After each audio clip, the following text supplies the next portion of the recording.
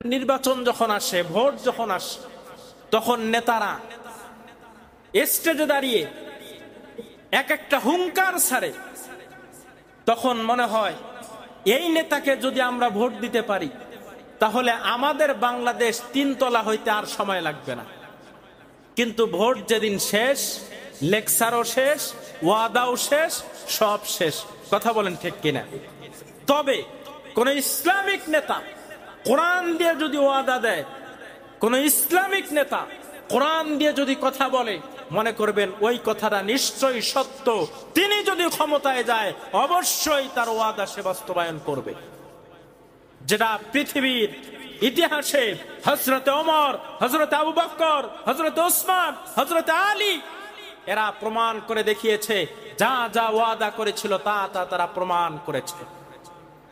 আজকের বিশ্বে যেই যেই দেশগুলোতে এখনো পর্যন্ত কোরআন রাষ্ট্রীয় সংবিধান হিসেবে আছে, ওই রাষ্ট্রগুলোর দিকে তাকান, সত্যিকারের অর্থে সেই রাষ্ট্রগুলো আজকে উন্নত রাষ্ট্র হয়েছে।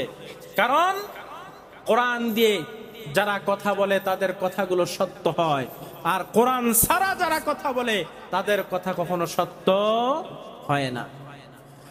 আল্লাহর নবী বিশ্ব নবী যেই জন্য বললেন, মান ক্বালা বিহি সাদাকা, যারা কোরআন দিয়ে কথা বলবে মনে করবা তাদের কথা সত্য। ওয়া মান আমিলা বিহি উজরা, যারা কোরআন দিয়ে আমল করবে মনে করবা তাদের আমলের বদলা আল্লাহ রাব্বুল আলামিন অবশ্যই দিবে। আমল করতে হবে কোরআন দিয়ে। আজকের পৃথিবীর বিশেষ করে বাংলাদেশের মানুষ, ভারতের মানুষ আর পাকিস্তানের মানুষ, এই 3 দেশের মানুষ কোরআনকে দূরে সরায় দিয়া বিভিন্ন পীরদের ওজিফা নিয়ে আমল করে। পীরের ওজিফা দিয়ে কেউ যদি আমল করে সে আমলের বদলা পাবে কি পাবে না এর কোনো গ্যারান্টি নাই।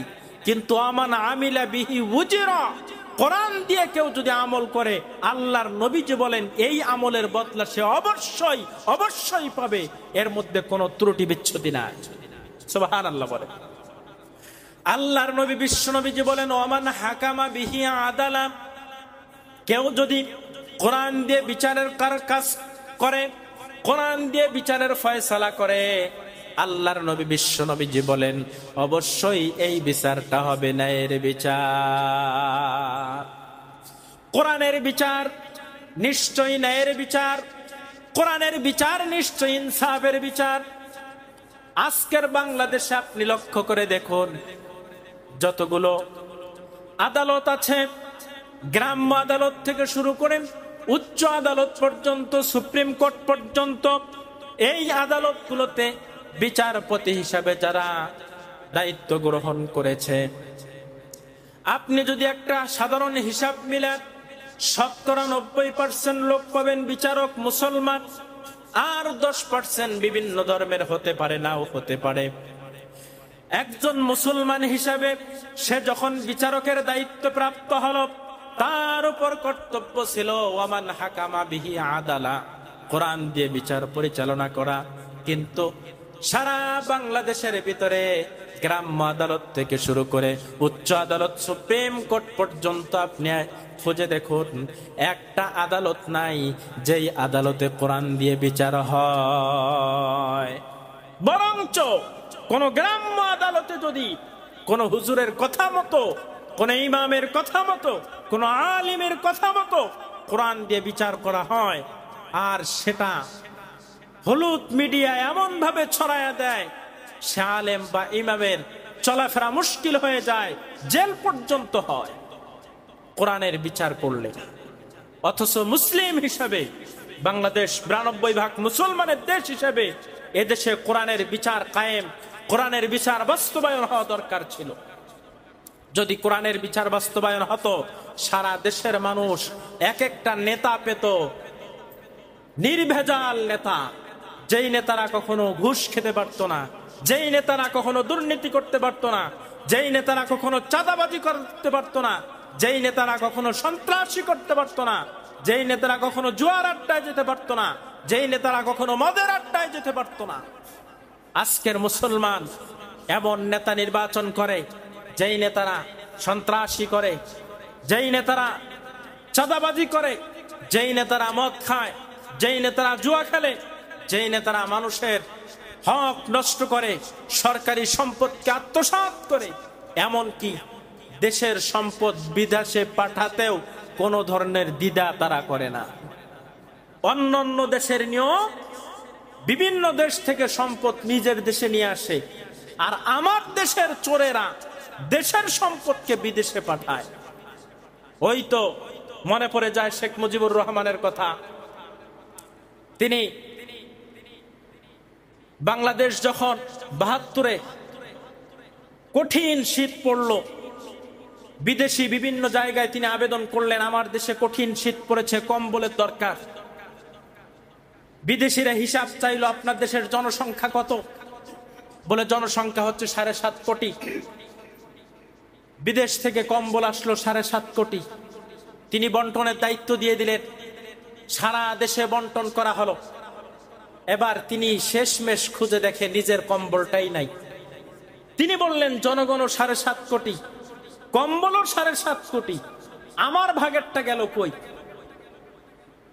এরপর তার গ্রাম টুঙ্গিপাড়ার থেকে একজন কৃষক একদিন আসছে, কাঁচা ফরমালিন মুক্ত শাক সবজি নিয়ে নেতাকে খাওয়াবে বলে।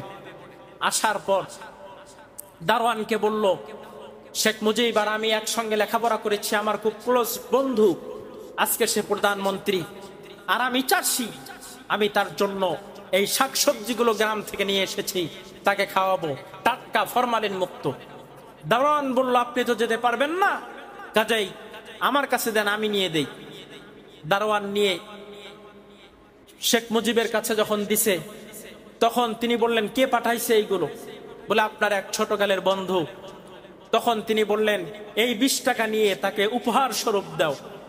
আর তিনি বারান্দায় এসে দাঁড়ালেন, দোতলার বারান্দায়, ধানমন্ডি 32, যে দেখি আমার কোন মহব্বতের বন্ধু আজকে আমার জন্য কাঁচা বাজারগুলো নিয়ে এসেছে ফরমালিন মুক্ত। এবার দেখে দুইজনের মধ্যে ঝগড়া, দারোয়ান আর যিনি সবজি নিয়ে এসেছেন। বলল, তোমাদের মধ্যে ঝগড়া কিসের? তখন তার বন্ধু বলে, আমি আপনার জন্য উপহার স্বরূপ সবজিগুলো নিয়ে এসেছি, আপনি খাবেন। আপনি 10 টাকা দিয়ে দারোয়ানকে দিচ্ছেন কেন?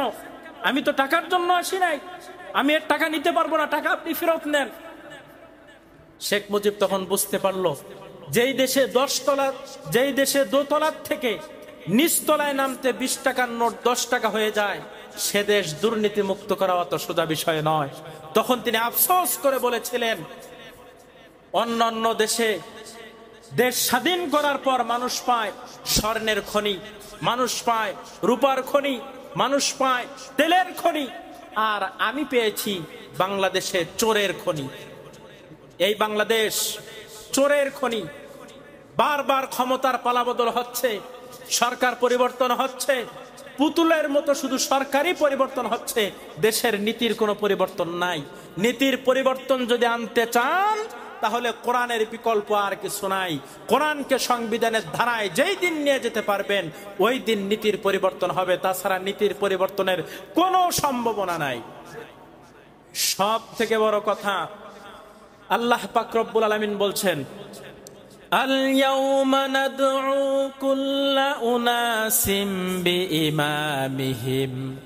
আল্লাহ রাব্বুল আলামিন বলেন, কিয়ামতের ওই কঠিন ময়দানে প্রতিটি মানুষকে তার নেতা সহকারে উঠানো হবে। আজকে আপনি কার পিছে দৌড়ান, কার কথা মতো চলেন? এক কাপ চা খাওয়াইতে চাইলে তার পিছে দৌড় দেন, এক প্যাকেট বিড়ি দিতে চাইলে তার পিছনে দৌড় দেন, একটা সিঙ্গারা খাওয়াইতে চাইলে তার পিছনে দৌড় দেন। হিসাব নিকাশ করে পা ফালাবেন, কারণ কিয়ামতের দিন আপনাকে ওই নেতার সঙ্গে উঠানো হবে।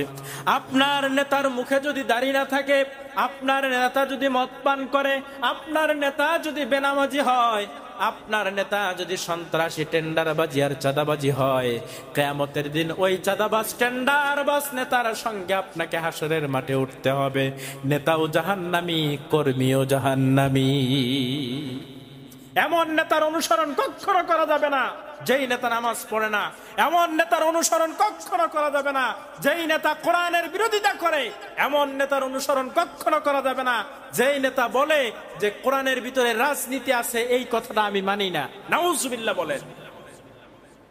চিন্তা করেন পাপিষ্ঠ বান্দারা কি বলে, জাহান্নামের কীট এক একজন। কোরআনের ভিতরে নাকি রাজনীতি নাই। রাজনীতি সবচাইতে বড় নীতি,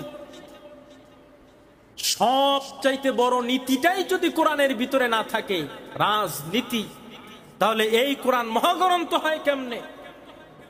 রাজনীতি যদি কোরআনের ভিতরে না থাকে, এই কোরআন তাহলে আসমানি কিতাব হয় কি করে? কোরআনের ভিতরে যদি রাজনীতি না থাকে, তাহলে এই কোরআন মানুষের জীবন ব্যবস্থা হয় কি করে? কোরআন এমন একটি মহাবিস্ময়কর কিতাব যার ভিতরে রাজনীতি আছে। সম্মানিত উপস্থিতি, কিয়ামতের দিন আপনাকে উঠানো হবে আপনার নেতা সহকারে।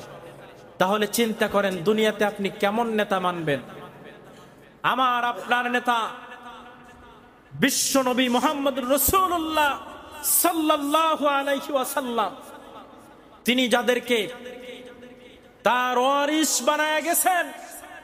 আল উলামা ওয়ারাসাতুল আম্বিয়া, আলেম ওলামারা হচ্ছে নবীদের ওয়ারিস।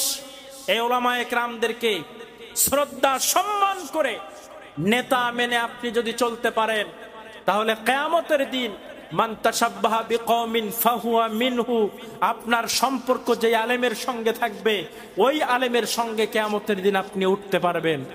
আর আপনার সম্পর্ক যদি বেনামাজির সঙ্গে থাকে, তাহলে আপনাকে কিয়ামতের দিন বেনামাজির সঙ্গেই উঠতে হবে।